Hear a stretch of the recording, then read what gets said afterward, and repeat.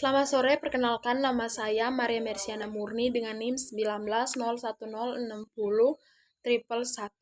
Pada kesempatan kali ini saya akan menjelaskan terkait makalah yang telah saya buat.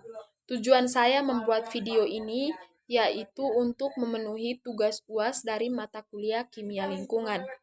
Nah, judul dari makalah yang telah saya buat yaitu limbah pabrik kopi Colol di Manggarai Timur. Kampung Colol merupakan salah satu kampung di Kabupaten Manggarai Timur. Kampung Colol merupakan kampung yang kaya akan tanaman kopi, sehingga didirilah sebuah pabrik kopi. Nah, pabrik kopi ini pemilik aslinya bernama Baba Tehing, dan pabrik ini dibuka pada tahun 2003. Pabrik ini ditutup dikarenakan limbah pabrik kopi tersebut dibuang ke air kali, dan air kali tersebut digunakan untuk sawah dan untuk air kolam ikan. Tetapi tanaman padi tersebut tidak jadi atau mati dikarenakan limbah dari pabrik kopi tersebut serta ikan-ikan yang dipelihara oleh warga kampung Colol itu mati akibat dari limbah pabrik kopi, di mana terdiri dari limbah kulit kopi, limbah air kopi, dan solar ataupun bensin dari pabrik tersebut yang dibuang ke air kali tersebut. Sehingga di air kali tersebut juga memiliki banyak siput yang sangat hitam dan sangat banyak, serta di lingkungan sekitarnya itu terdapat lendir-lendir yang hitam, dan udara di kampung Colol waktu itu sangat polusi dan beraroma sangat bau akibat dari jeli-jeli tersebut yang hitam di mana berada pada lingkungan tersebut. Nah, kemudian masyarakat desa Colol berunding bersama lalu melaporkan kepada pihak hukum tentang pabrik tersebut. Nah, berdasarkan masalah yang mereka hadapi, di mana karena tanaman padi, ikan, dan tumbuhan lain itu mati akibat limbah pabrik kopi tersebut, sehingga pabrik tersebut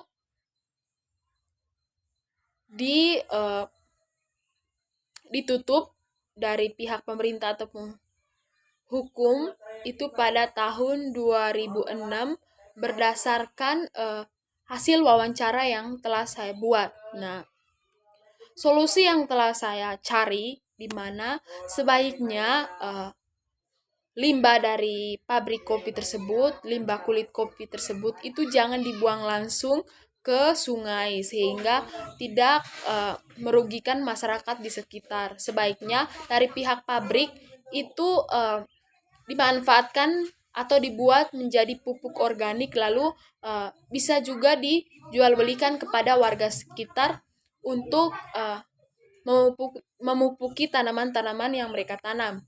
Nah, yang pertama, pembuatan pupuk organik ini dari limbah kopi ini dilakukan dengan cara mencampurkan MOL atau mikroorganisme lokal dengan air dan sampah kulit kopi dengan perbandingan 3:1. Nah, proses penguraian sampah organik oleh MOL dilakukan dengan cara anaerob atau tanpa udara.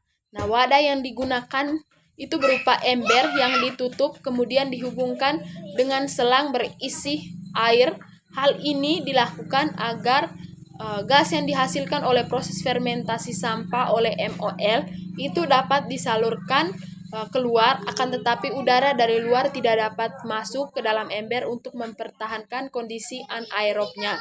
Nah, proses fermentasi sampah hingga menjadi pupuk cair organik itu memerlukan waktu yang bervariasi tergantung kepada jenis sampahnya.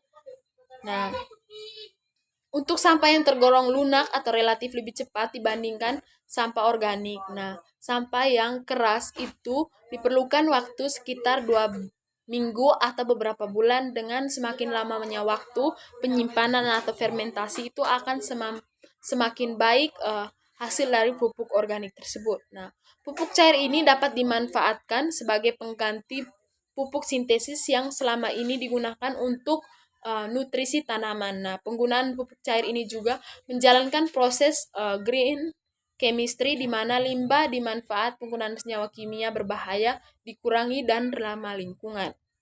Nah, untuk limbah air kopi tersebut di mana Solusi yang kedua yaitu mengurangi kadar limbah pada air kali hasil dari air limbah kopi tersebut dengan metode filtrasi. Nah, metode filtrasi itu di mana mengurangi jumlah dan tingkat cemaran limbah yang dihasilkan dari suatu produk dengan cara mengurangkan pemanfaat dan pengolahan limbah. Nah, pengurangan limbah dilakukan itu melalui peningkatan atau optimasi efisiensi alat pengolah seperti sistem perpipahan, meniadakan kebocoran, ceceran, dan terbuangnya bahan serta limbah yang dialirkan itu ke sungai dibuang, suatu hal yang berfungsi untuk mengendap limbah dari saluran,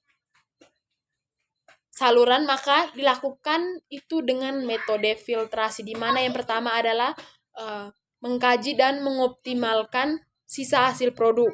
Yang kedua adalah mendesain filter berfungsi untuk meminimalisir kadar limbah sebelum dibuang ke sungai sehingga kualitas air tetap terjaga.